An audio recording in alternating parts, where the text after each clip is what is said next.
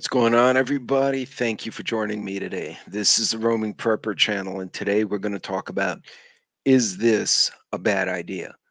So, what exactly am I talking about? I'll be right back, and I'll tell you what I saw. I think it's a bad idea and why preppers should understand the ramifications of this.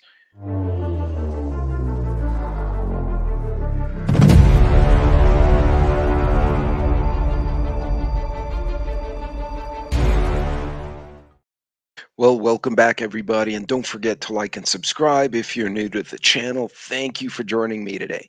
So, what is a bad idea? Well, let me share with you the article that kind of got me going down this little rabbit hole. And I know most of you love the rabbit hole, so here we are. Robot dogs to join Ukraine's effort in high risk military missions. The technology is expected to have a significant impact on operations against Russian invaders. And it shows one of those. It's not a Boston Robotics dog. It's one of the other company. Anyway, the four-legged drone known as Bad One has demonstrated its ability to assist human soldiers in the Russo-Ukrainian war. Robot dogs could soon become a part of Ukraine's effort to thwart Vladimir Putin's invasion. And it goes on to say, it shows a guy with a bunch of mines and basically stating that these four-legged robot dogs, if you will, can go with sensors and find mines and trip wires and stuff like that, which actually at its surface sounds great, but it's only a matter of time. Uh, the Yuri, who appears to work for a UK-based company, this drone pilot that manufactures military equipment, stated that this is the dog's core functions. That is just the beginning. The newer, more advanced model called BAD 2 is already being tested, although it could not be demonstrated for security reasons. Now, it goes on to say that there's talking about being able to carry supplies, ammunition, first aid kit, food. All of this sounds great, but it's only a matter of time before it gets implemented for actually engaging an enemy, much like the Reaper drones. I mean, we have flying drones dropping missiles and bombs on people now for a better part of 15 years. This same type of technology is being used in the streets of London, New York, and a few other cities. The Chinese are loving it right now, where they tell people to get off the street. It takes pictures of your face. It tells you stay 6 feet apart, like during the Rona. Um, but where can this go wrong? Any technology can fail or have a weakness, if you will. As an engineer, that's one of the things we try to design around. We're like, okay, what are the possible uh, situations, scenarios that could occur with our piece of tech or equipment that could cause a failure, that could cause an accident, an injury, etc. Um, but you look at all the recent hacks, and this is where I'm going with this. If we start implementing this kind of tech in the battlefield, which is inevitable because it's already happening, it'll eventually come to the streets.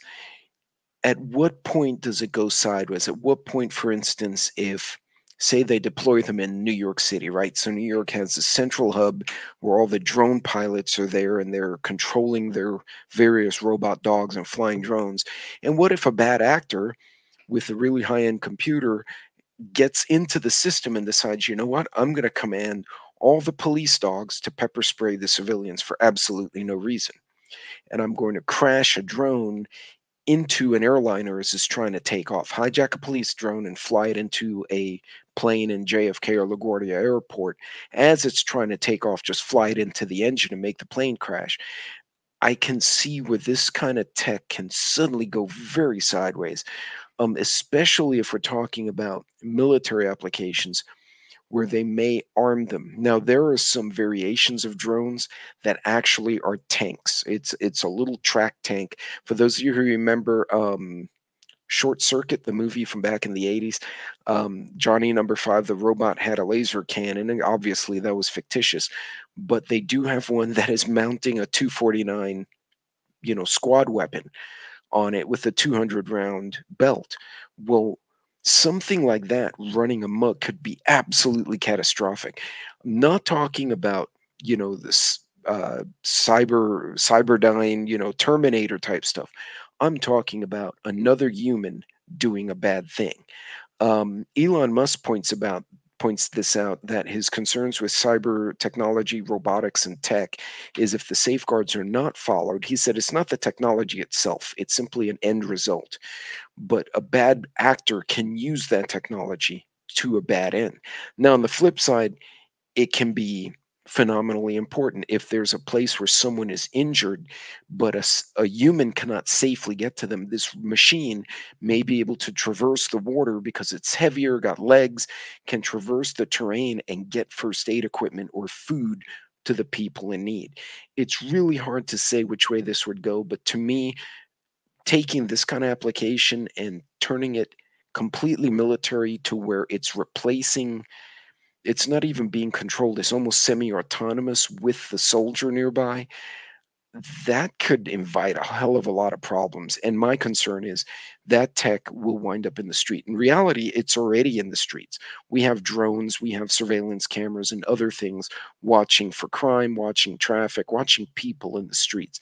But there's no reasonable doubt for a minute that this could not be hacked and used for a bad purpose.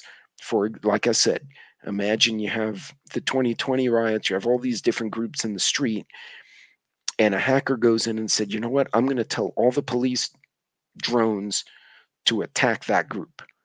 The public relations nightmare, the optics of such a thing happening would be catastrophic for a city, for a police department. It could make a city burn down because the people will get so incensed thinking that it was deliberate when it wasn't. So a lot of ethical questions with this kind of tech. Now, what about us, right? How do we play with this? Well, we need to understand what's going on in our area. We need to know how this tech works. Does it do facial recognition? Is it running on a pattern? Is it remotely controlled? Is it autonomous? Because that can inform how you react around it. You see a machine and you know for a fact this thing is not being piloted. It's just following whatever program. Programs make mistakes, programs fail. So, that being the case, maybe that's a good thing to avoid that area, maybe not visit that place. If you're using a drone, make sure you understand the ramifications of keeping your drone secure, making sure you're flying it in a safe way. In any case, folks, just something to think about. These kind of technologies can be absolutely useful. Again, imagine in an SHTF, one of us has a big drone that can drop supplies, and we can drop between mags in an area. So different prep groups who may be separated by water or flood can drop equipment to each other in a safe manner. That would be great. But when it runs amok, it could be a threat. So pay attention. In the bigger cities, we're starting to see these emerge, and I'm a little concerned about who's really controlling the shit. In any case, folks, you guys have fun. I thought you'd enjoy that tech video on that one. You guys be safe, be careful out there, keep prepping, keep calm, and stay on budget. Godspeed, God bless. I will see you later on.